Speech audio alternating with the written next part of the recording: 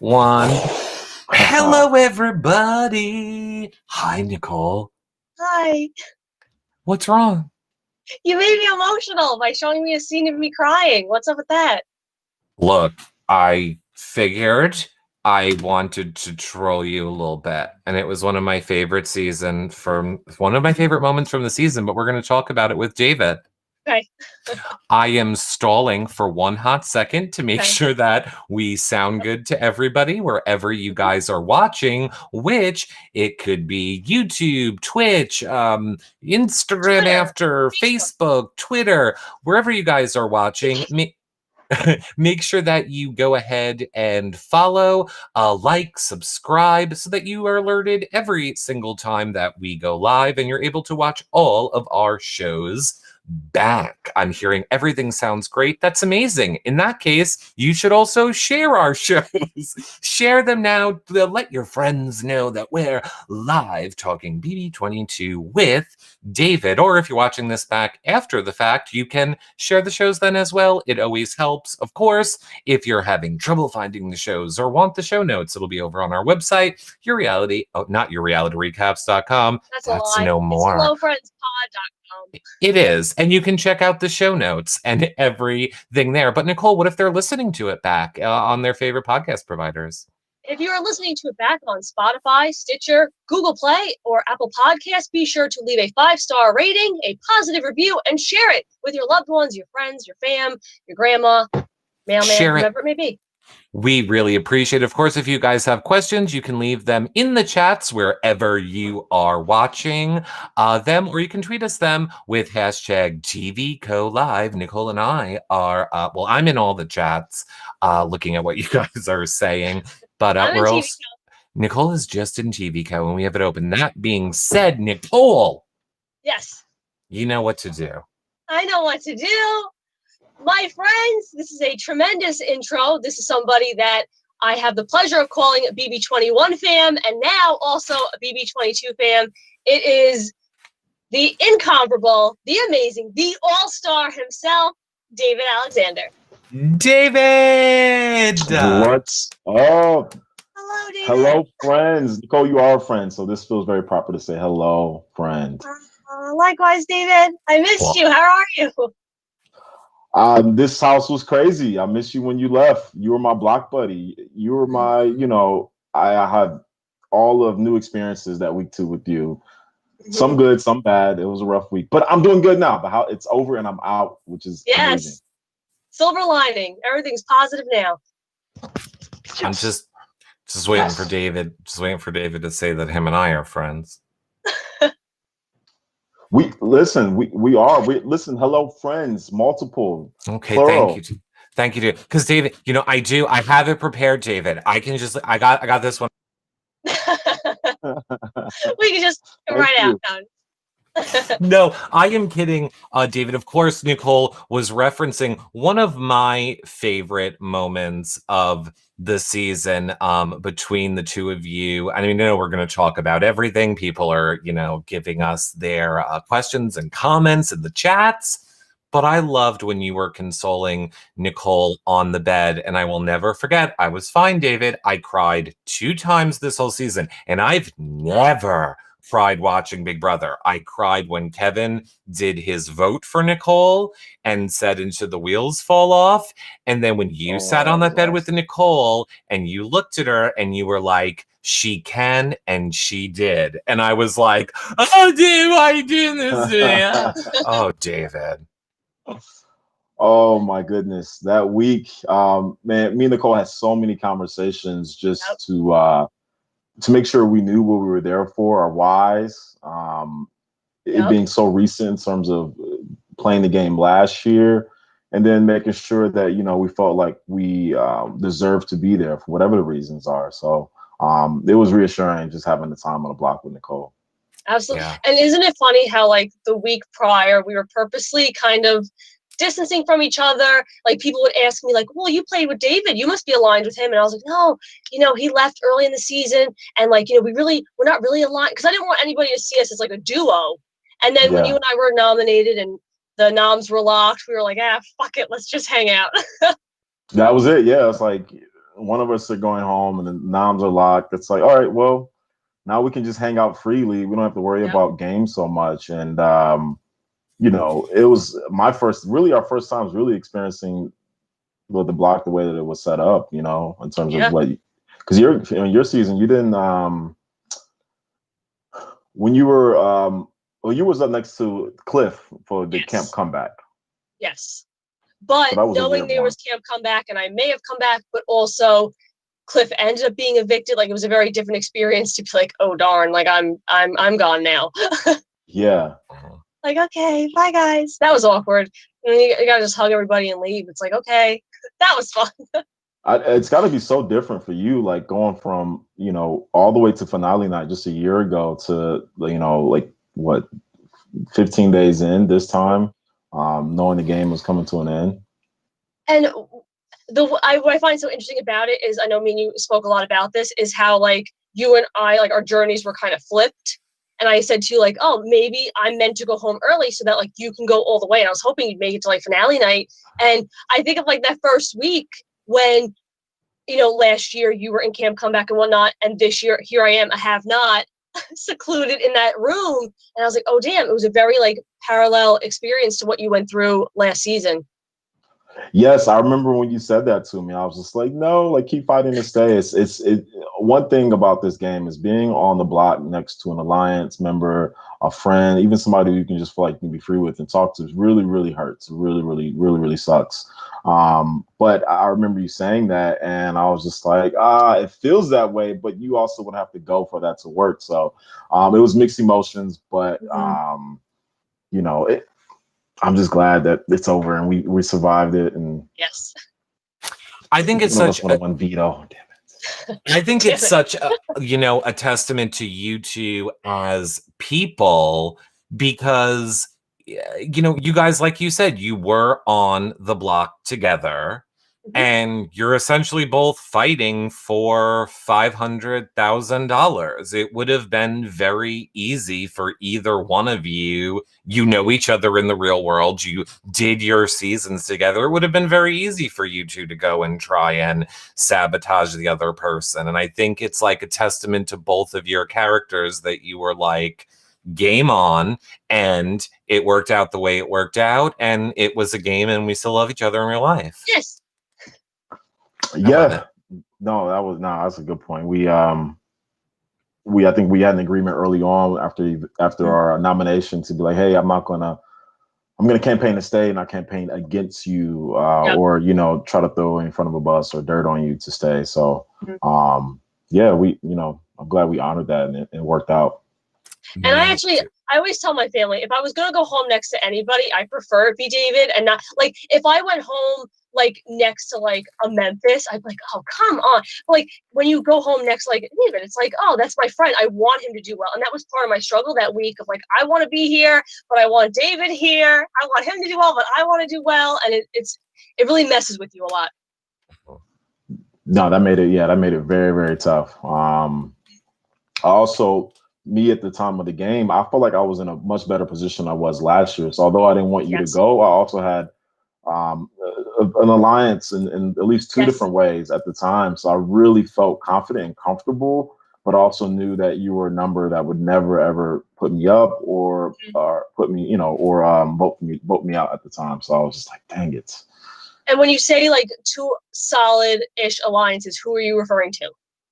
I felt like at that time I was cool. I was tight with Tyler and Enzo. We had this team freeze, but it was just like that first room. Hey, we're in here together alliance. And then the other one was with Bailey and Davon. I felt like at least between the three of us that we had secured enough at the time to be able to make some rounds in the game. Yeah, I want to, what I love about our show, or what I hope people take away from our shows, are that like we're not looking to attack people, or like we just like to have fun and conversations on this show. Sometimes we get like a lot of criticism for that after the fact.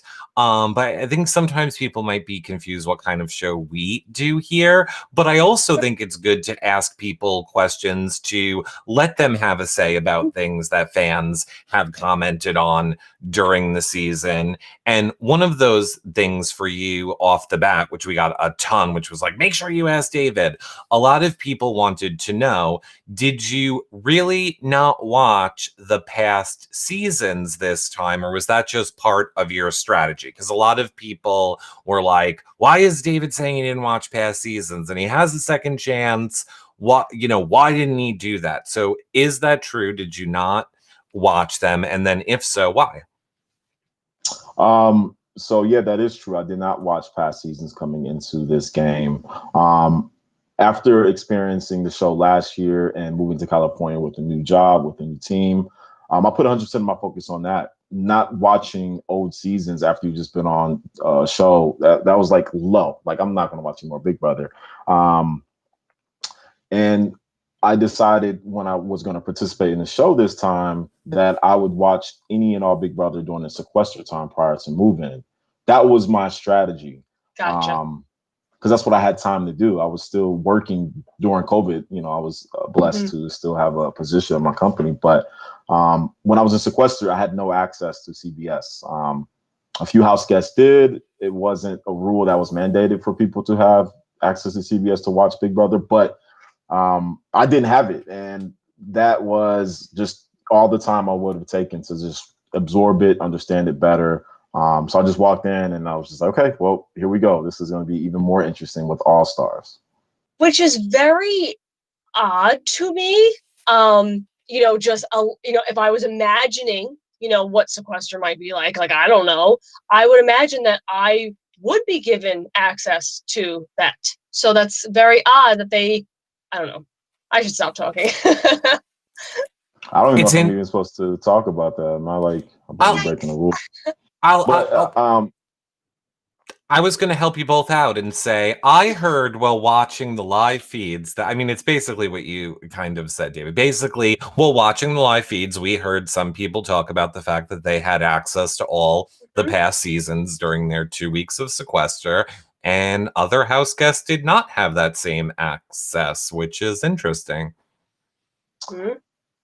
And I don't know if it is with intention that was done. I think that due to COVID and all the production trying everything in their power to put this show together while keeping everybody safe from COVID, there are certain specific details in terms of something like that might not have been even across the board. And I don't, well, maybe they didn't have Wi-Fi. For me. Maybe they didn't have Wi-Fi. And I would almost say, in that regard, one of the things I've said is I feel like last season was easier when it came to reading people because you didn't know them from Adam. You just had to assess them for who they were in the game. Whereas this season, All-Stars, for me, I was like, oh my gosh, I know how that person played 5 seasons ago or how that person played several times. And it kind of like messed me up a little bit. Or like, oh, are they using the same strategy? Are they changing their strategy? And I think in that sense, I think it was kind of good to walk into All-Stars and just assess people. And you're a very good intuitive person, kind of assess people firsthand, how you're meeting them right then and there. So I think that worked out for you. Because you still had good reads of everybody.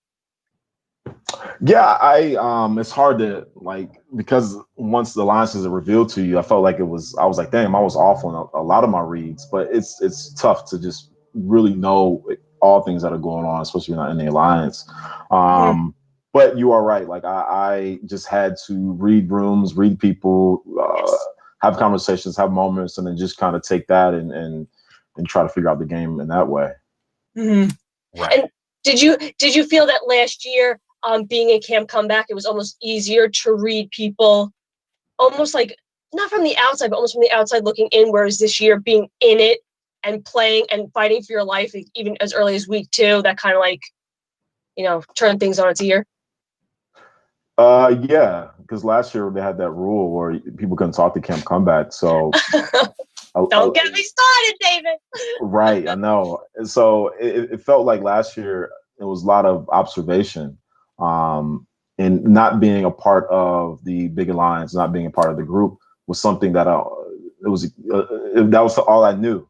So this season, being in the mix of things, being in an alliance, having agreements with people, hearing different things from different people, and having things be cloudy, that was way more difficult. Just trying to figure out, like, is this person flipping the votes? Am I staying? Like, what's going on here? Yeah. I mean, look, I'm surprised that things were troubling for you, David, in that house. Because there's something we're getting a ton of questions about, David. It is something that people need to know. I just want you to answer it so that I don't have to be asked it anymore. I'm going to take it from BB Pissed over on YouTube.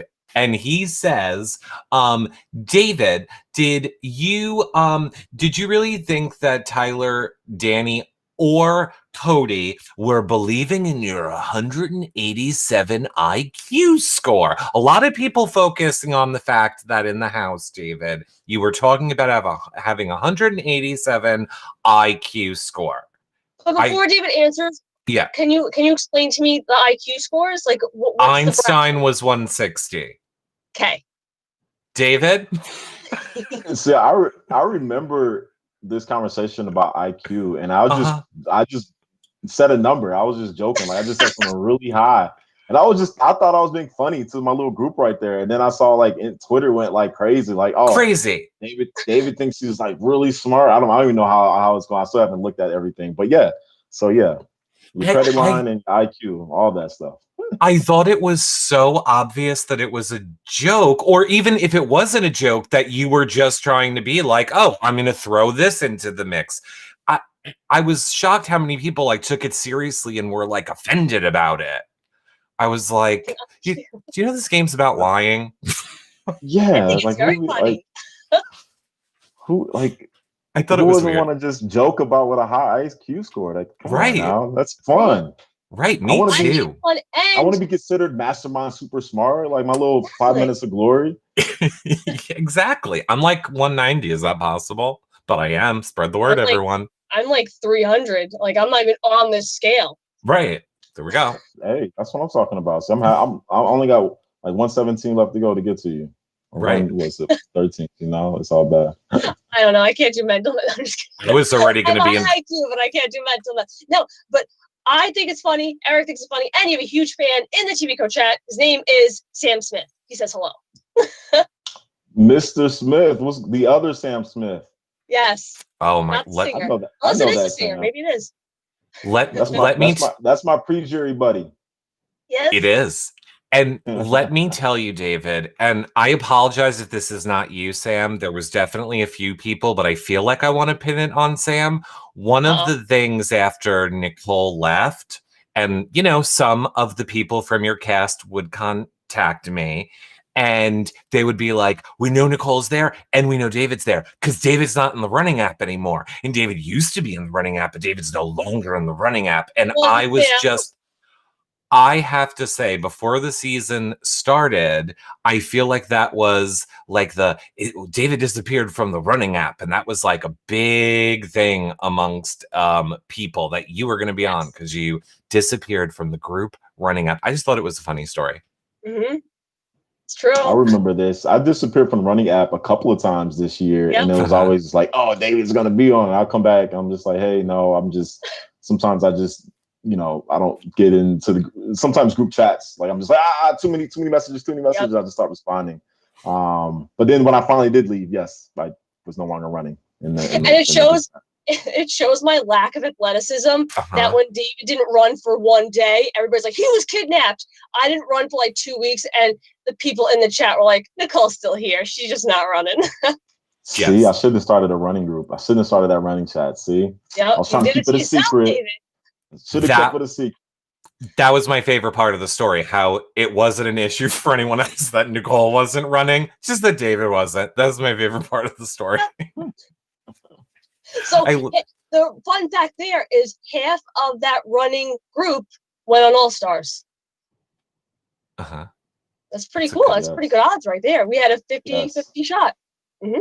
Yes. Interesting. Four people in the chat. We were the goal of the group was to run for mental health. So we had to create a little group to encourage a few housemates from last season, because I started running and became like a very positive mental benefiting thing due to COVID anxiety, that I was just like, hey, you guys should also run too. And so, yeah, it was cool. It was cool. It was a good little group. I have another question, which is interesting, or maybe I'm going to have to do an apology, but it is from Will Bruce Almighty, who says, David, who ran your Twitter account while you were in the house? It was one of the best of the whole season. This person has a very good sense of humor. They have a very good sense of humor. I'll have to give my hats off to Mr. Kabir, Ovi Kabir. Oh, thank God. He ran I'm sure that was rumored to be the guy that ran it, but yeah, he ran my Twitter, and I heard it was entertaining. I still haven't gotten caught up on it. What's crazy is that I don't know if I can even do the same type of entertainment. I'm trying to figure out if I can actually run my Twitter now. I might just have to give it away because he did so well. I remember getting out of the house, and when I finally went back on Twitter, and people, obviously it's not you running your account, and people are like, oh, we don't know who's running his account. I remember seeing one of the tweets, and I'm like, that's a very Ovi sense of humor. Methinks it's Ovi. Well, here's the thing, and I apologize in advance, and I can tell who in the TV Co chat hasn't been watching shows. I was unaware that was a secret. So, the first 2 weeks you guys were in the house, I was like, yeah, that's Ovi doing David's account. Right. I didn't know that was a secret. It was a thing. I've seen some messages can you find, even on Instagram, people are like, hey, can you please tell us who's running your Twitter? Who's running your social? We need to know. Oh, sorry. I did not know that was a secret. Well, at least you didn't spill the beans during the season. It was still a mystery. Yeah, clearly not, or not enough people are watching our shows to know that I did. But I was running Nicole's, but everybody knew that. Yeah, we were pretty vocal about it. Yes, very vocal about it. But Nicole, I know you wanted to start, you wanted to talk about some specific things. I'm still perusing. We have a ton of questions. I'll stick them in where necessary. But I know that there were certain things you wanted to talk about on the show, so I want to. David, one of the things I do want to talk about is we were talking about first time experiences, and you experienced being a have-not this season. And I happened to still be in the house when you were experiencing that. And I want you to speak on it because I think it was the most horrendous time ever. Have not week 2. So this is my first time ever experiencing being a have not in my first, playing the game period. So to be in a have not so early on, you're trying to get a social vibe of the house. You really can't talk to people as much, or it's more. So if you feel a little bit more isolated, you're not sleeping downstairs. You're eating the oatmeal. Now our week was a little bit better. we started to figure out how to cook it. I Yes. know you like when you were Have Not week 1, it was like you guys looked really bad. Kevin and Memphis were the only ones that really didn't get completely. They didn't look good, but they didn't get completely destroyed. You and Ian just looked like you guys were having the most rough welcome to Big Brother time ever. Yes. But yeah, being Have Not it was and being on the block. So Have Not and block. I think I said this plenty of time in the feeds. Have Not and block absolutely sucks. You have a lot of it takes a lot of mental strength. This is just not. Yeah, I don't know. It was a lot. I didn't like having both. Luckily, I only experienced both once for an entire week. What did you think was the worst part of Have Not? Was it the food, the showers, or the room? The food. I like food. I agree. I'm a foodie. It was horrendous. Yeah, just like you don't have many things to look forward to in Big Brother House, especially because people weren't talking a lot, or I wasn't in Alliance. So I was talking a lot of game, and so it's like not having food be something you as part of your social, or just getting on to do something, or cooking and maybe offering to some people. It's just Yeah. Now the one cool thing about it was that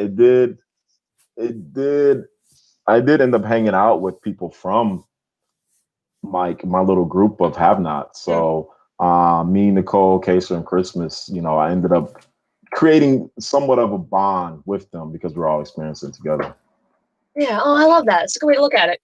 I mean, I was a Have Not with I was very close to Kevin, and I liked Ian. I was a Have Not with Memphis. Speaking of whom, David, do you care to discuss thoughts on Memphis, whom I think we saw a lot of you and my reaction in the house, if anybody watched live feeds, to him making you a Have Not, him nominating you and myself. I want to hear your thoughts on that. Yeah, that was an emotional experience. Being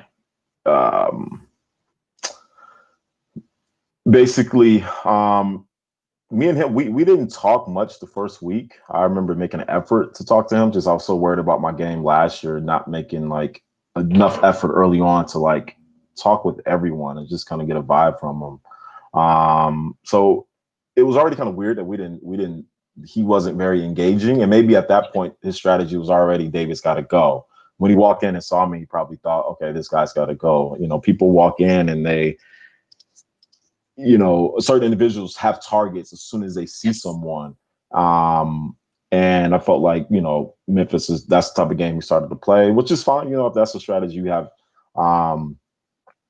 But yeah, that the way he said it was just intense at the time. When someone's never laughing, talking with you, never engages with you, never really has a conversation with you, and then they kind of, place you as a Have Not or nominate you in such a condescending and or laughing way, ha ha ha, look at you, you're gonna be, I feel like at that point I was just like, wow, we've never had a conversation in the mornings, and this is the way we engage now. This is the way you went about it.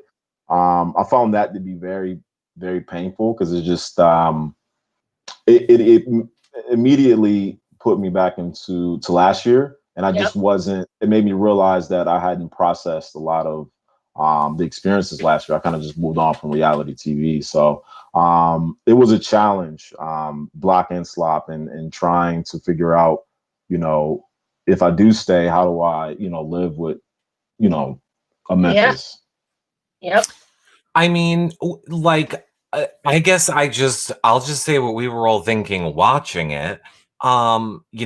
People felt like it was a repeat of last year, that he was specifically coming after you because you are a person of color, because you're a Black person. That's what the conversation was on social media. He just did not like you or Devon or Bailey.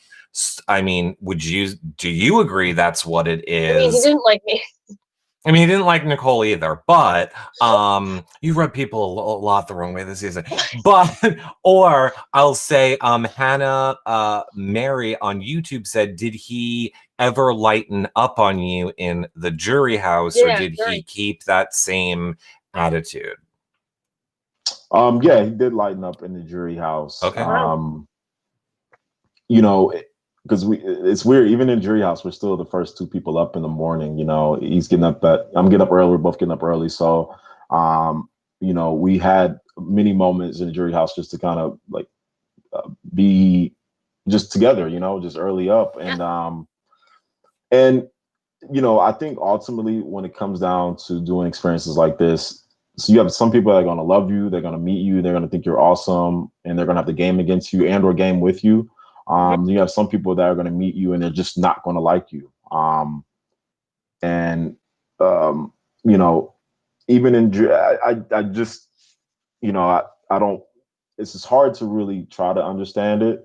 You know, he is a father. He's you know he's got his little man River that I see him get emotional about. So who I see is a human being that had kindness in their heart and who is sweet when they have you know in various moments. Definitely being a father, but you know, it was just interesting being in the house. Yes, I agree. So you think it was more game based or just a personality thing? Like you guys just didn't get along personality wise? I just feel like he just didn't like me. You know. All right, I'm sticking with my original answer from watch. I'm not gonna. You know. Always, go ahead, dude. Sorry, what were you about to say, Nicole? I feel like it's more. He's very alpha, and I think when he picks his people, he picks his people, and if you're not his people, you are not his people. And I just think it was like a disrespect. Like I was dismissed to him. I think you were dismissed to him. I think it's just his manner.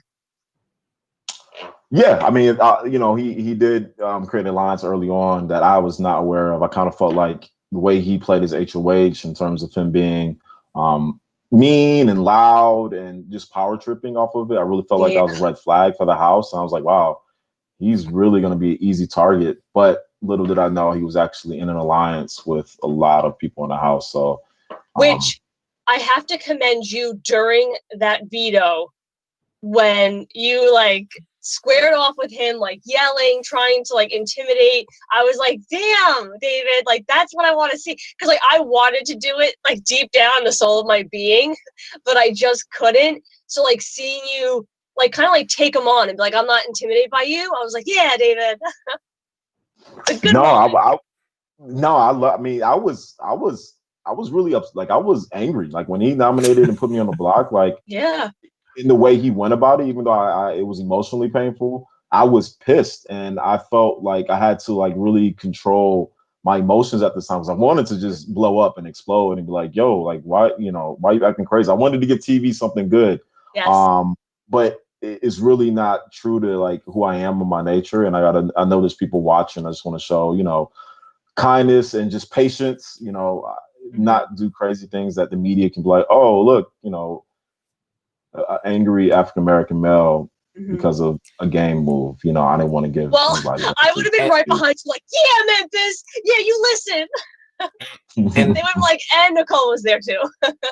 Right. I mean, I have to say that, I mean, like, I am not saying this as a joke. I understand I obviously will never know what that is like. But in that situation with you, and even when Davon had her argument with Christmas, and it was so heartbreaking to watch Davon's frustration of, I can't do anything. I can't say anything. I'm going to be like, you know, labeled as, you know, an angry Black woman if I do this. And I was like, I promise we'll forgive you. I will make everyone understand. I will make it my life's mission to make everyone understand what I would have done that, Davon. I'm on your side. Go do it. We all want you to do it. Like yelling. I just think, but don't get me wrong. I understand society is not the majority of Big Brother fans, but it is heartbreaking. It is great to see that this is a season where we got to see a larger, more diverse cast. This is a season where conversations that we have never seen on other seasons have made the air. And in I think the most positive way that I can say it will be, I really hope they continue it going forward. I hope this was not just a one one-time thing to maybe try and course correct. I hope this is a thing that they continue going forward. Agreed. After what I experienced last year, and after, you know, historically seeing how poorly African American males do on the show, that was my motivation last year and this year. You know, if I studied anything, I just studied how African American males did before they came into the house, to give me a better chance of trying to play this time. But I hope more diversity going forward, especially with a brand new cast where they can, you know, not have to fill it based on previous experience and or, you know, check boxes. They can really like look at vast characters of who they are and really pick some really cool people to, you know, make it more interesting next summer. Absolutely. And if you don't even want to wait to next summer, you know, we see Arissa Cox, the host who now became the EP of Big Brother Canada. She has come out and said next season's cast will have more than half the cast. It will be a diverse cast. It will be people of color, gay people, like everything. Dang, I want to play. Yeah. Oh, we're moving to Canada, David. I'm going to Canada. I want to see what that's like now. And I'm just going to throw this in here as well. I mean, I know I've said it during the season. I urge everyone to support that when it happens. I think a lot of people don't realize that advertisement and advertising dollars is what controls television shows. And if we all support Big Brother Canada, even here in America, when it comes on, and that is the dynamic of the cast, I think that is the best chance we will have to see that trickle back into ours. My fear is if it doesn't go well for Big Brother Canada, that's an excuse for any show on our side of, you know, the world to say, they tried it didn't work. So I just keep encouraging people when that airs this spring that we all get on board and support it. Absolutely. And the perfect spot to pivot. We're talking about old seasons. We're talking about future seasons. We're talking about this season. David, last season, we saw you not fare too well in the dark. But you, my friend, got redemption in the BB basement. I sure did. Yo, that comp was full circle. Like, yes. I remember walking to that. I remember I was like meditating and like preparing before I went in there. We were like in this like little elevator area before we walked in, and I was just like, you don't have to win this. You're not going home, so just go in there and just play and just see what happens and just like go win power, you know.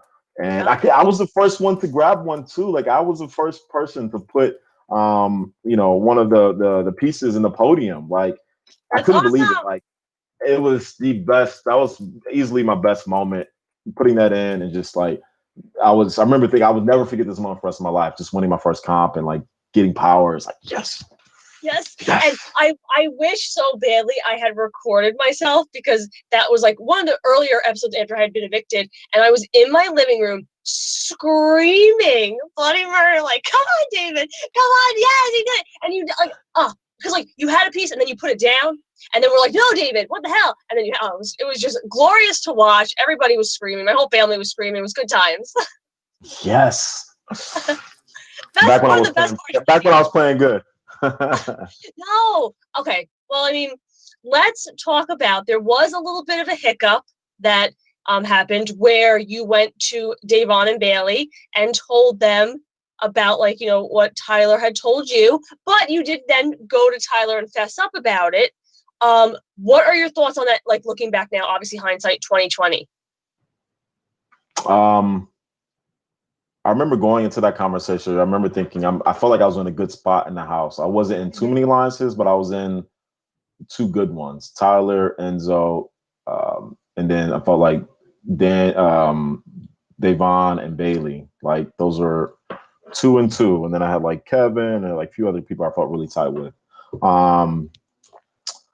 But at the time when I was having a conversation with Davon, I heard from Janelle, because Janelle was campaigning to stay. She was just like, hey, Davon like flipped the votes. Like she tried to flip the votes at one point. And then Tyler told me his sources were Danny and Nicole that Davon tried to flip the votes. And then Danny alluded to someone not being close to flipping the votes. And so I was just like, whoa. I'm hearing all these things about flipping the votes. And at this point, I wasn't getting a very positive disposition from Davon in the house. So I was just really, really thrown off. I was like, dang, is she flipping the votes? And so I went to Bailey to have a conversation with her, and we sat down, we talked about it. And, at this point, I think, she showed being an incredible game player. She indicated why would she ever do that? And, really, showing emotions in terms of not getting my support in the game. So I felt really bad. I felt really bad that I at least allowed those individuals to put a doubt of thought in my mind at the time. And to try to win her trust at that moment, I went ahead and told her who my sources were. And to show, I was trying to show like, yo, I'm here to make this happen, trust me. And at this point, I think I felt like I was fighting how she felt about me regarding what I did last season in terms of Kimmy. I felt like I was fighting I felt like Davon felt like who I was as a character, who I was as a person. And so I gave up those names, hoping that she can see that, what I felt like in terms of make a difference in this season, African Americans have an opportunity to win, became the utmost important, no matter what alliance I am, no matter who I'm working with. This is the utmost important thing to me. But at the same time, I knew that Tyler was a comp beast. So I had to go tell him like, hey, this is my situation. I gave your name up. This is the reason why. He understood it. And I really felt like at that point that kind of splintered our relationship of closely working together in terms of having mini game conversations. And Davon ended up, she fact checked kind of what I told her. And I felt like that really, because she was already working with some of the individuals that I named. So she wouldn't fact checked. And, even coming out, I found out that it was true that at one point she was flipping the vote. I can tell you because I was a part of it because I wanted to stay. Yeah, which makes sense. I would say that was one of the most that week was very tough because I felt like there was an opportunity to work on something bigger and I committed to that. But at the same time, credit to Davon, playing Big Brother, she was playing me, at the same time, or lying to me about the entire thing. So I ended up trusting her 100% and kind of putting everybody that told me anything. I was like, oh, okay, to the side. And then once they found out that I said that, then I was on an island. So I was kind of like, it really hurt my game. But I commend you though, because like you said in that conversation with Davon, it was something bigger than just the game, and you wanted clarity as an individual aside from game. And that's what I respect. Like, yes, it may have hurt you in the game, but life is so much bigger. And that again goes back to Davon. Davon was there for something bigger. And from my perspective, even the week you and I were on the block on a game level, I was like, no, come on, I'm working with you. We're in a final three. There is a bigger picture. There is a bigger thing going on. And that's why I do very much respect being able to focus on something like that. So that may have hurt your game, like with Tyler, so to speak, but you had a conversation that needed to be had on a personal, bigger level. Yes, no, yeah, I did. And I thought, at that moment, I really felt like it's tough. Like at this point in time, I really felt like I was really showing some like, yo, I'm down for this alliance. But after some time, it still wasn't enough. Me and her still didn't find ways to get along. And there was multiple times in the game where, it was her intent to either have me as an option as a pawn to go up or go up next to someone or, to put her personal game in the best position. I was definitely something that would have been, sacrifice. But it's Big Brother. That's part of it. I just didn't. She was playing the game so well from creating a sense of togetherness that we had to get through the game that I never once doubted her intentions when it came to me. But she playing Big Brother, so it is that game, and all due respect, so, what she able yeah. to achieve as a result.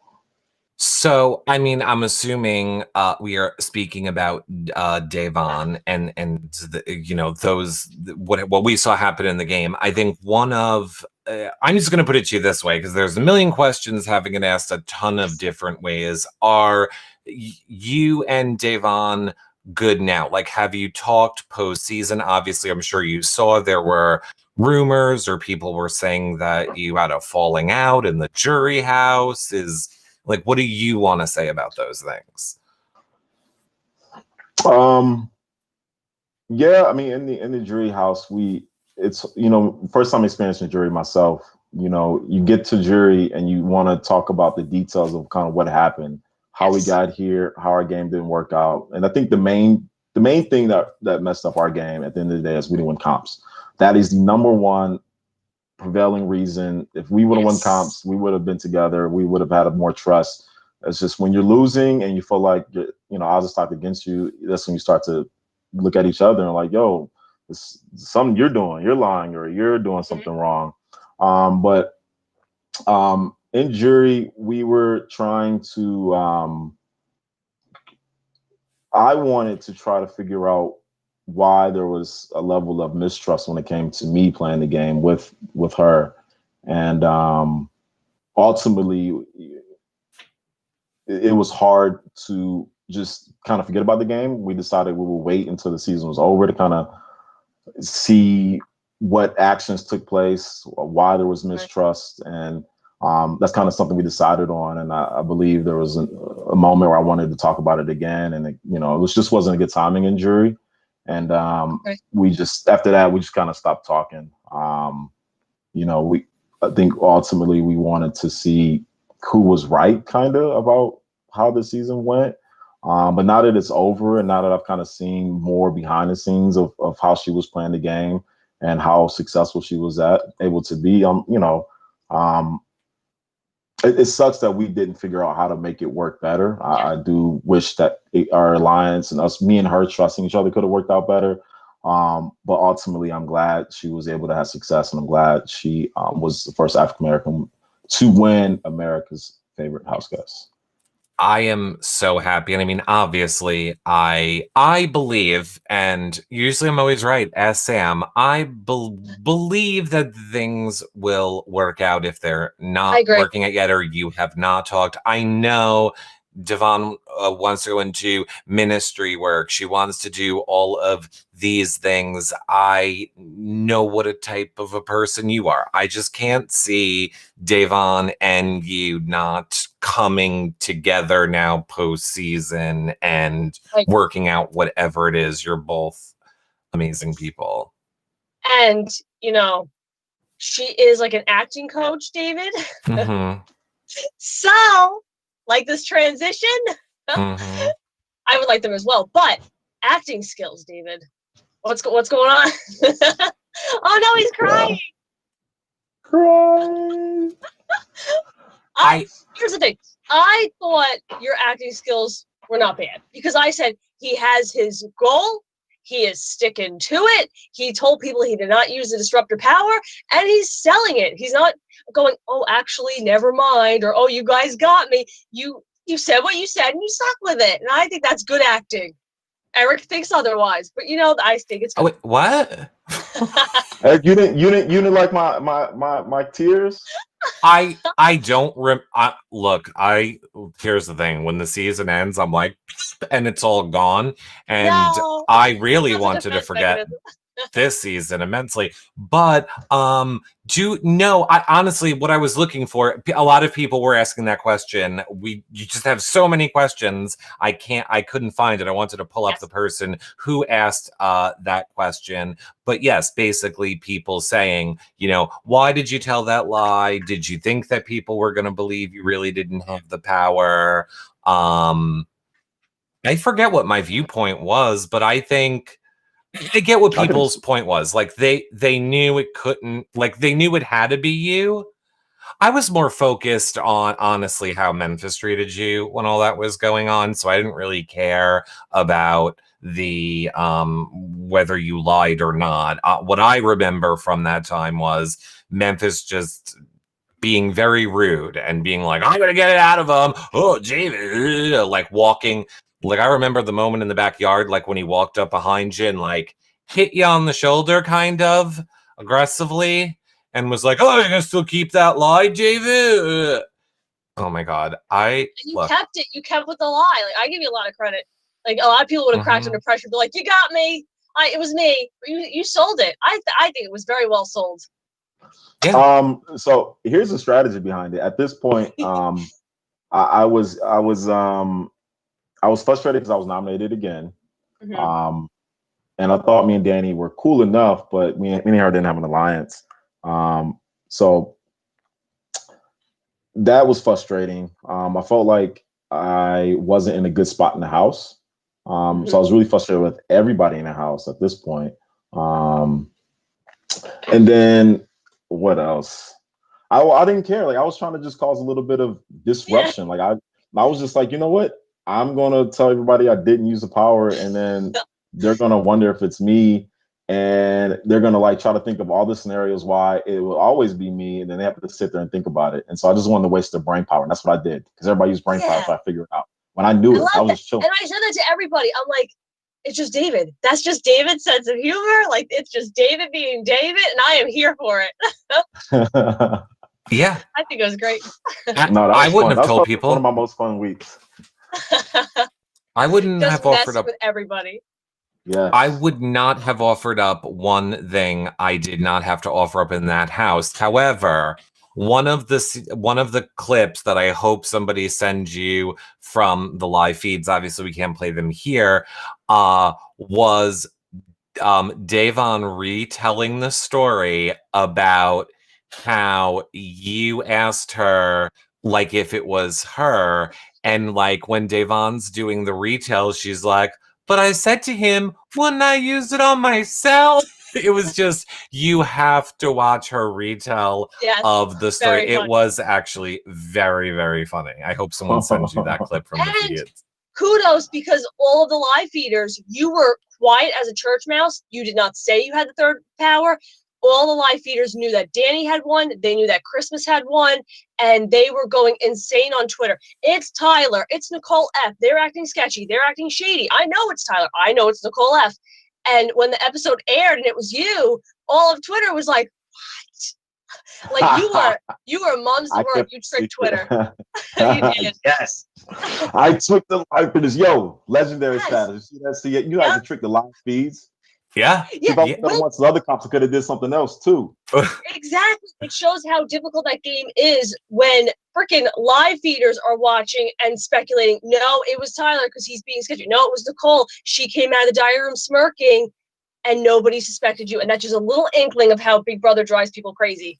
That was one of the best points that I thought. I've been around Nicole for so long now that she doesn't shock me anymore, but she shocked me when she said that, when she was like, Eric, everyone always thinks they understand this game and it's so easy, and they every move we make, like you guys know everything that we would do. That you having the power and us not knowing, and us not knowing who had powers and what, and us all being paranoid thinking this person had, she's like, just imagine what it's like in the game then, with every other aspect that you don't know as well. She's like, that's the first taste of the chaos of what the game is like that I think we got in a long time. I was like, wow, you're right. I never really thought about it that way. And it's all credit to David. Wow. Yes.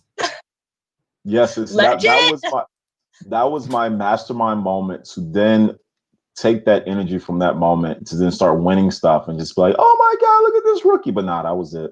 That was my shot. That was my little shining moment. If you had not used, let's say you were not nominated, so you didn't have to use the Destructor power that week, and let's say you had one more week to use it, correct? I believe, yeah. If the following week came and you weren't nominated again, would you have used it just to use it? And if so, what other house guest would you have used it on? Who was nominated next week? I mean, I mean, I guess if you weren't nominated, it would have been like Tyler. Ian went home, so the next week was Dave. No, Davon, it was Davon and Kevin. Yeah, Oh, and then Davon used the POV to save. Oh no, that was your week. That was the same week. But no, Yeah, but the following week, Davon and Kevin were up. Right, they were back up again, and so yeah, I mean, yeah. Would you have used it just to use it? I would have used it because even though I had rocky relationships with Davon, I was closer to Kevin. I also didn't have many other like alliances in the house. I definitely would have used it to like get someone else up. So same thing would have happened probably like, you know, another person, except it would have been a different HOH, would have been up. And I would say that was the week I used my power. It was the same week Davon won her first comp and used veto. So me, Davon, and Kevin were completely safe. Yes, and it's a great week. That was probably the best week in the house. I mean, me and Davon got along very well from a strategy standpoint, talking about next steps, really, you know, empowering each of us, you know, ourselves to be like, hey, we can compete, we can do this. And, you know, all three of us can win comps. So that is the difference from when you're having a good week and when you're on the block and you're trying to survive. It really shifts the dynamics of relationships. So just to give some positive light on Davon, and you know, I think one day we'll, you know, more than likely probably get. Oh, I know it. Get past stuff. Plus, Davon, I don't know if you heard, but it is like the America's Favorite Player thing. You have to be pro the show and everyone on the cast, and then it's your duty to get everyone on the cast to get along. I don't know if you read the rule book for America's Favorite Player. There's a rule book, and you have to make everyone in your cast get along. Speaking of getting along, there's another flood, no pun, it'll be funny in a second, of questions in all of the chats nonstop that I have to ask so that people will stop asking. Everybody wants to know, are you single, David?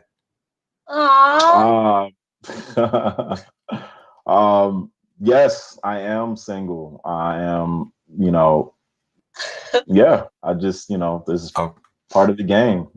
Sometimes you're single, sometimes you're taken. And currently I am single.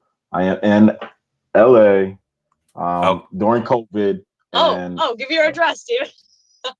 Okay, well, you've made a lot of people on YouTube happy at the moment. I'm looking at the chat and it's just like, yes. Yep. Mm-hmm. There was. I love that.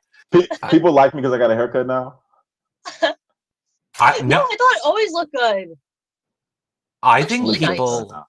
I think people hair in the house was nuts. Yeah, I think people were wanting it all season. I was shipping the both of you. I was making things like putting little hearts. I was like, you two, you know, to get. I know you're on opposite sides of the country. I'm aware, but I just what I wanted while I was watching it. But apparently, all of YouTube is going to fight you, Nicole. So don't worry about it. Okay. They are very happy. But we need to talk about another moment, David. Yes. Another one. People love to be very critical about all your moments in the game. And this one I was 100% on your side for. I would have done the same exact thing. Of course, we're talking about taking the 10K during the OTEV competition. Do you still stand by that decision? Do you think it put a target on you? Some people feel it's a reason Enzo voted against you. What are your thoughts now looking back on taking that 10K? At the time, it was a panic. I was like, oh, wow, here's 10 grand on a shirt. I've never seen 10 grand on a shirt before. I can go get this. So it was like panic, impulse. I can win something right now.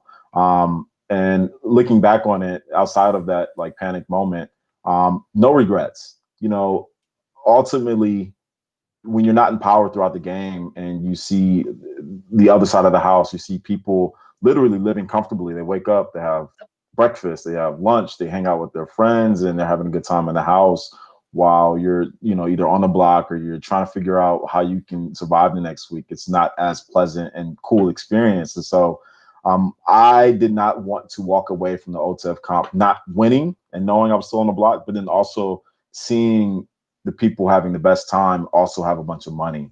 And I felt like it was an opportunity to take a control of the $10,000. Like, I can have this.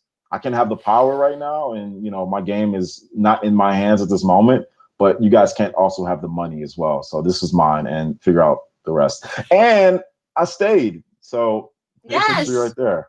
And there was only one spot left. You didn't even have a lead on where the correct answer was. I mean, if we're believing the edit, I don't know why people were so shocked. Like, yes, we were shocked when the feeds came back and we didn't watch what happened. But then watching the episode, I was like, who wouldn't take the money in that situation? You don't have the right answer. So I'd be like, oh, yeah. Right. I would have been, and honestly, there could have probably been 3 stumps left, and I think I would have taken. I would have taken the 10K. But I think there was like 2 stumps left. But what I saw was like, I am taking control of this comp. Like, this is, for people that are like, so everybody who's extra safe, they can just go for the money. And like, yo, I played in OTEV and won 10 grand. I didn't care about winning it. Like, I wasn't on the block. Like, I'm cool. I knew Christmas and Memphis were not Christmas and Memphis, but Enzo and Christmas. I was between those two to play in it because I had a house guest choice, and I knew that they were going to go for the money if they played. So I just went in and got that thing. Here, nice. Come on. The follow-up to that question that a lot of people asked before the show was, we heard on the live feeds a lot, you say that any prize money that you won, you were going to donate to Black Lives Matters charities or other charities. Is that still what your plan is to do with the $10,000? Yes.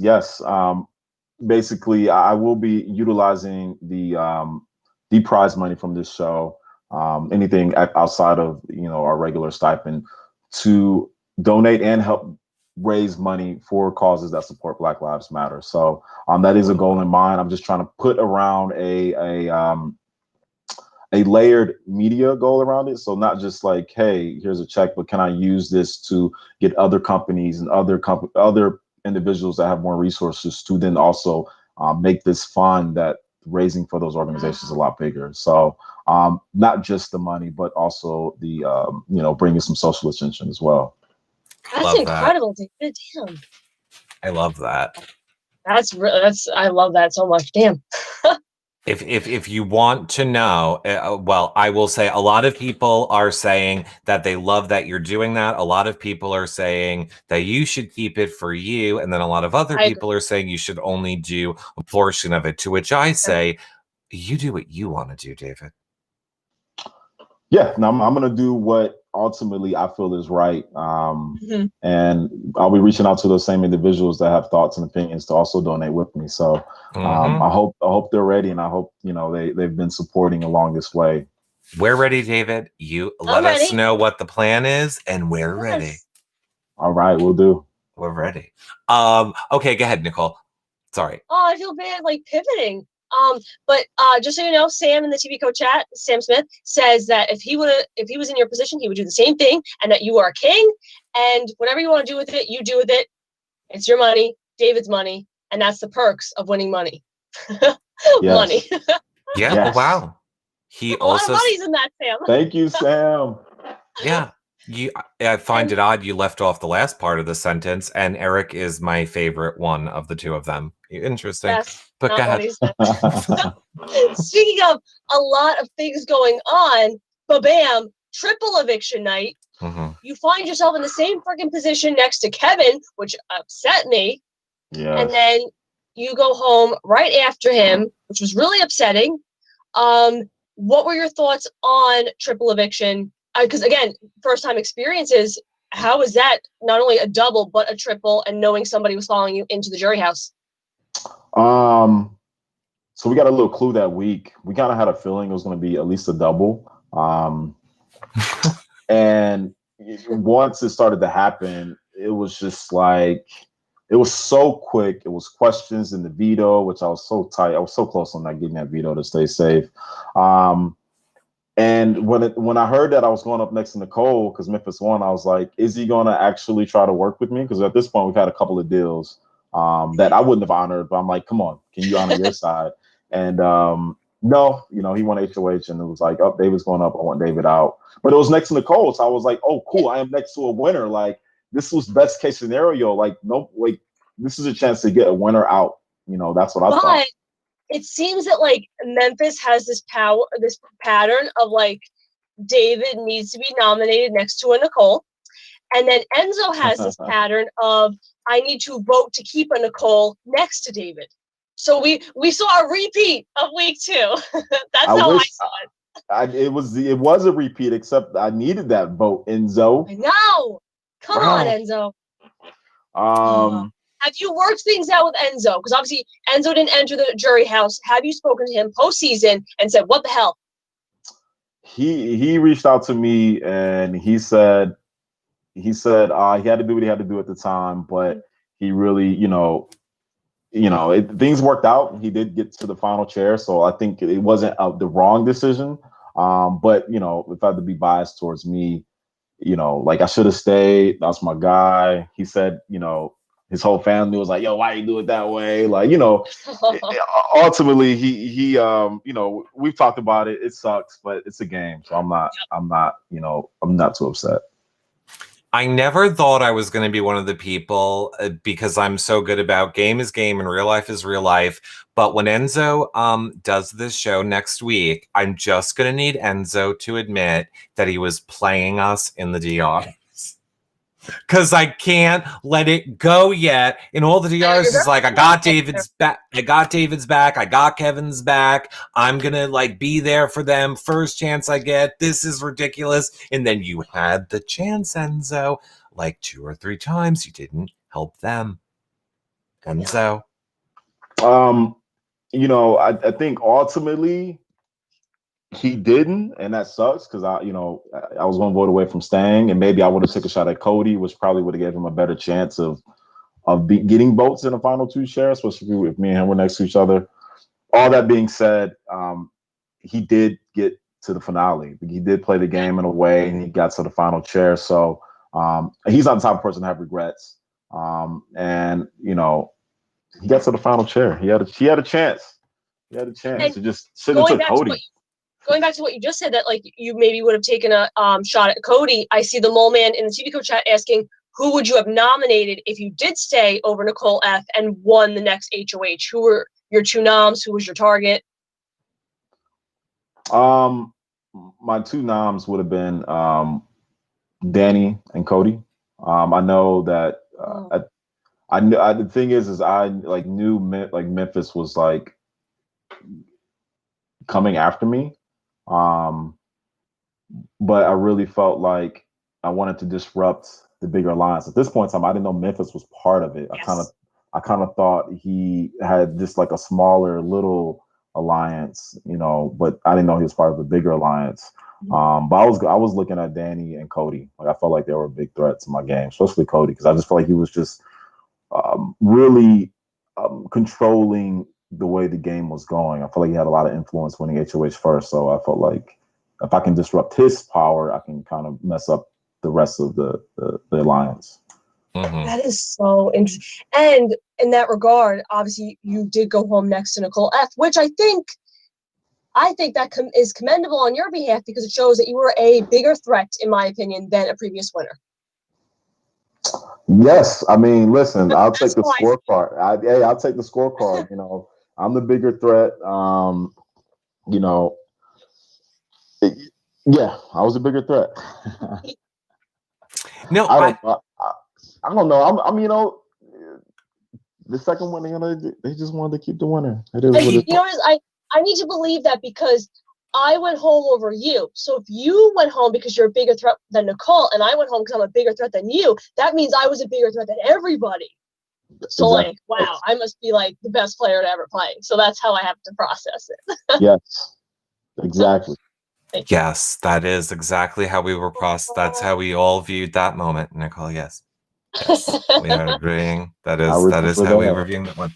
I mean, Enzo did made a good case for why, he said that he also didn't want to see you become the new perpetual pawn in the game, and that it was a credit to your game, not even necessarily that people weren't valuing you, but just that if you kept getting put on the block going forward, that it would most likely be the person next to you to go home.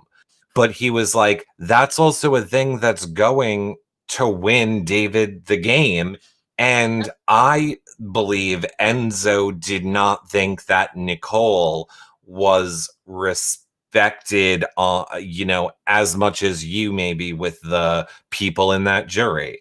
That had you made it to the end, there was a better case that you could have made to the jury than Nicole could have, which is why he ultimately sent her out. Oh, whether that's true or not, Makes but sense. but that was points that he made about it after the fact. If I was anyone in the house and I made it to the end, I was preparing to try to showcase what my game was, and just like a winner making it to the end, I would have been like, hey, here's someone with the least amount of experience in the entire game playing against all stars that navigated this house, that played up social when he had to, won when he had to, whatever, and hey, I made it here. And then I think it would have been also difficult, with all that being said, but then having the power in your hands to kind of make history or not make history. It would have been a tough final 2 seed if I had opportunity to sit there and make a case for it. But I would love to we all see say that. Yeah. I would love to see like a you and a Memphis and you just like sweep it and take all the votes, or you won the final 3 HOH and pick someone else over Memphis. That would have been my wish. Oh, that Right. was the wish of a lot of us. Oh yes. And I know we're a little bit over, but I do have a couple more questions to wrap it up. In regard to the jury house, were you shocked that Danny was the one to immediately follow you? No, I wasn't. I felt like, I felt like I felt like Danny at least I felt like she was kind of a little bit of everywhere. That's the vibe I got in the house, even though I wasn't like aligned with her closely or anything like that. And when she came to jury, all Enzo and Tyler would talk about is, Danny coming out. And then at one point, Cody mentioned something to me and regarding Danny, and I'm like, oh, that's probably your tight alliance member. And once he kind of mentioned her name, I was like, okay, they're not that tight. So I wasn't surprised.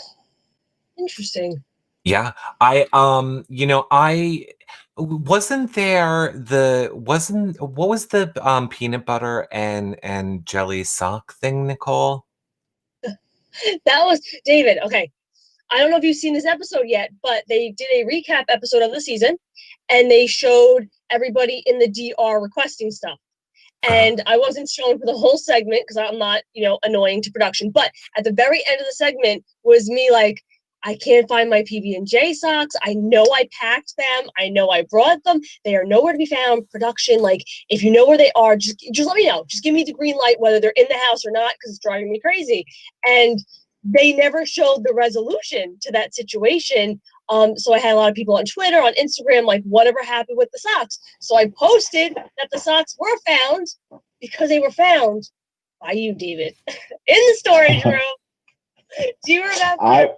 I found the socks. I was like, yo, these are the socks Nicole's been asking and looking for us. I'm like, I took them out the pack, I put them in my pocket, and I just surprised you with them. I'm like, hey, check out these socks. And do you remember everybody in the backyard? What?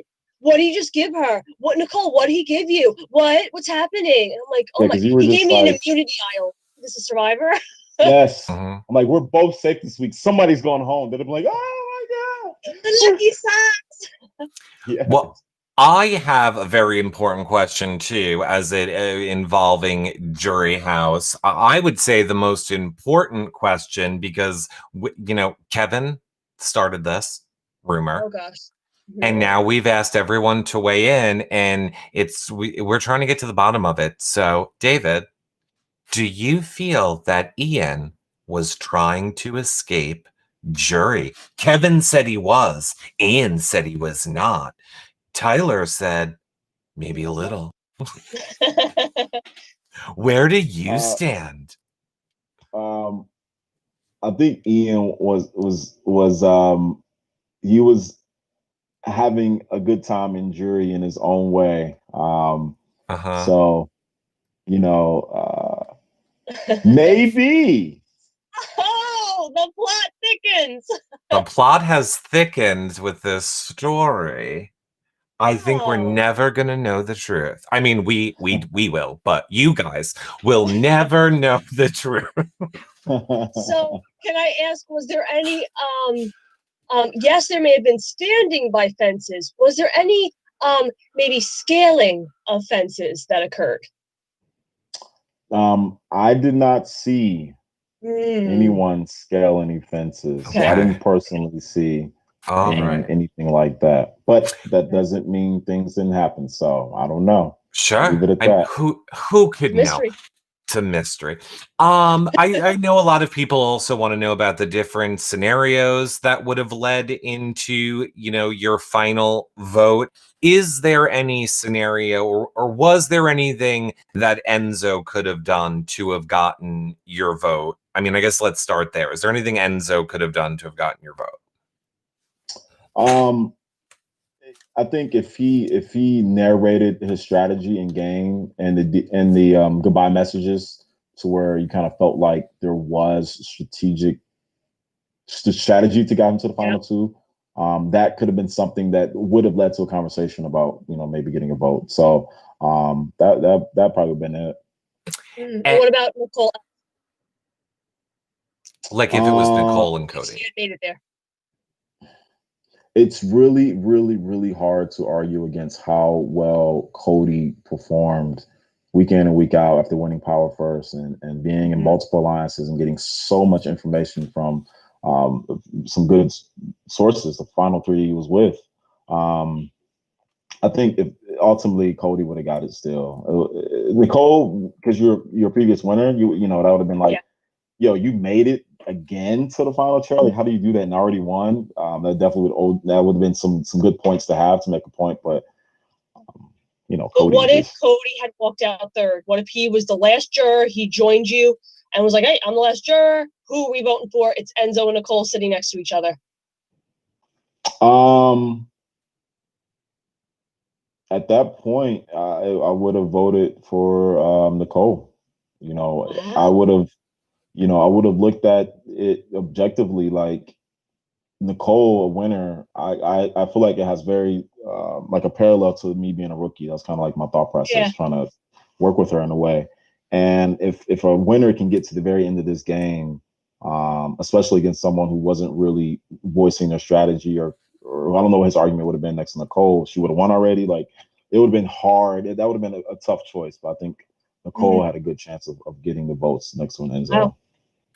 I want to ask a quick question from Melanie over in TV Co Chat. She says, what was the most shocking thing that you found out when you left the house? So was there anything that you found out that happened in the game that shocked you? And was there anything that you found out in the real world that shocked you that happened now that you're back in the real world?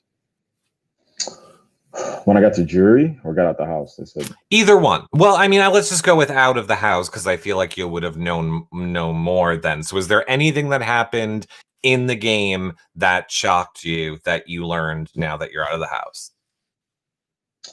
I haven't watched and looked at much, but I was shocked to find out that Devon did at one point try to flip the votes. I got yeah. I mean that was one thing that kind of sucked. Because even in jury, there wasn't something we really clarified or talked about. So that point ended up being kind of true. With good intentions, I'm not gonna knock her for the reasons she had to do it. And then I guess the most shocking thing coming out into the real world was hearing about Chadwick Boseman, 42 years young, an actor that's played in so many great historical figures, along with Black Panther, and the fact that he's been battling cancer and filming movies. That sucked. That one really hurt. So those are the two things that are most shocking coming out. Absolutely. Do you have any questions for the live feeders? Because we have a lot of them in the chat rooms that are like, does David want to know anything from his time in the house? Is there anything you need clarified? No questions. I'll just say something to them. This is something I said often on the feeds. If I had my solo moments, people were listening. I hope that me being a rookie and not having a lot of experience, I hope you guys were able to enjoy the novelty it was to me at week to week, trying to figure things out. I hope that, for the well-experienced players, the legends of this game, I hope that there was some joy in watching me try to figure this out. And I'm sure you guys were hard critics as well. But I just hope it was fun. I hope you guys got to enjoy the show. And I'm very grateful for all the support and critical thoughts that people have. I am grateful for critical comments on YouTube because let me tell you, my favorite thing to do is a holiday-themed reply to YouTube comments. No, we're not. Because they're mailbag. Oh no, I can't wait. It's going to be the best. But David, I just have to say, just so you know, Rain on Me in the chat just said, David, you were the highlight of the season. Yes. What? And I'll take it. And Shelbs 2692 in TV Co chat said, please make sure that David and Nicole both know that them doing the dance when they were have-nots in the bathroom, one of the only fun moments that we had all season. I remember that. That was so much fun. That was good. You were the only, David, you're the only one that would freaking dance with me. Here we go. And then we got Kaser. Kaser did it one time. Kaser did it one time. But nobody else ever wanted to dance. You would dance with me. Thank you. And Keisha put on my headband and danced. And Kevin. I'm lying. A couple people. But mainly you. I feel like you named all the people that did it. I feel like those were all of the people. Well, David was always, dancing, was always willing to do it with you, was always willing to dance with you in the house. You guys were, I see Nat Vaughn says, great entertainment provided by the two of you in that house. And what else I was going to say was that there are so many people that are in this chat, and I kind of feel it's what we said to you as well when we did the exit interview, is that we really hope we saw you having a struggle sometimes in the house where you said you felt like you were not an all-star or people were critical of you, should be there or not. And I just hope, speaking for, me and all the people in these chats, that that you are an all-star, David, and you did deserve to be there. No, thank you. I appreciate that. Yes. Definitely. I definitely feel that way now. And I also found your this was not prepared. It's all in the bubbles on the Instagram. You can go and watch all the Nicole and David things. They're all this was my funniest part when you taught Nicole to do, and then there's Nicole, ow, my neck. Welcome to my life. Like, I love that David understands. I need to look at this stuff. Eric has all of it. Mainly it's me stuff, but it's all captured. And here's the thing, in my brain, I'm a very good dancer, but when I watch the live feeds back, I'm like, damn, Nicole, you do not have skill. Yeah. You have confidence, though, and confidence sells. Yes. Exactly. You know why? Because this girl can, this girl did, and this girl will. That's goddamn right. Well, I want to first say, David, is there anything that you want to say to your fans that came out here tonight to watch you, to hear from you? The floor is yours if there's anything that you want to say or that you want to address. No, I am grateful to get a chance to play it right again. There's a lot of people fans of this show, people who get chosen to participate, all of them that come into this show, go out first, second, third, or don't really get a chance to really feel like the game was like. I was one of those individuals, and that got changed. That doesn't ever happen on Big Brother, and so I just want people to know that I am grateful for that, and for everybody who's gone through that same thing. I did it for them too, so I'm grateful for the support. Thank you, guys. Well, we are grateful that you took time out of your night to come here and chat with us. I have to say, one last for real final question from Michelle Mills over on Facebook says, Nicole and David for Amazing Race. I support that. Let's go. We're traveling the world. At least a couple year reality break, but we about it. Yeah. Okay, well, David, Get ready. bring sugar. Start trying. You know, I gotta get running. You gotta get ready. Got to get running. I need to watch some. I'm gonna watch some Amazing Race. Yes, See how the show works. That's a goal. But who knows? Who knows what next TV thing will be? Yes. I will prepare you, David. Bring sugar. Ear plugs. Trust me, the earplugs, like lots, and something shiny. David. You're easily irritable. David is not annoyed by me, or at least he's never told me. Okay, well, I want to say David hasn't had to be around you constantly 24/7, but maybe he has. Something sparkly, I find, works out as well to distract her, David.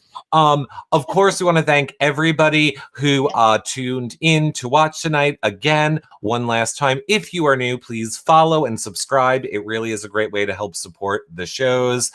Share them when you're watching this back in the future. Maybe you think your grandma might like it, or a Facebook group. You sharing the shows after the fact is a really great way to help support them. And Nicole? Be sure to follow David. David, where can people follow you on the gram and the Twitter?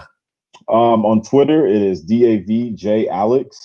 And Instagram, it is IamDavid_Alexander. So that's where you find me. That's where I'll be most often, those two platforms. 100%. And of course, the links to all of David's social medias, things we talked about on this show, will be in the show notes on the post for this page in our website, hellofriendspod.com. You can't be happy dancing yet. You have to give your final thoughts, Nicole, then we can dance out.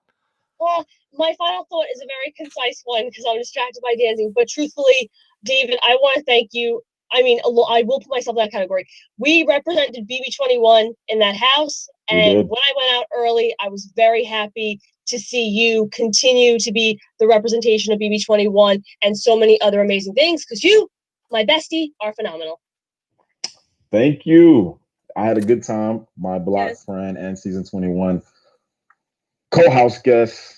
2 years in a row we did this thing, and we are survivors, and we're going to come out better, stronger for the next thing, which is not another big battle. Yes. Now I will say, because one of us has to end this show and couldn't dance along with you guys, I will let you two dance us out. Oh, dance it out, David. What? We are Nicole and David from BB22. Peanut butter. And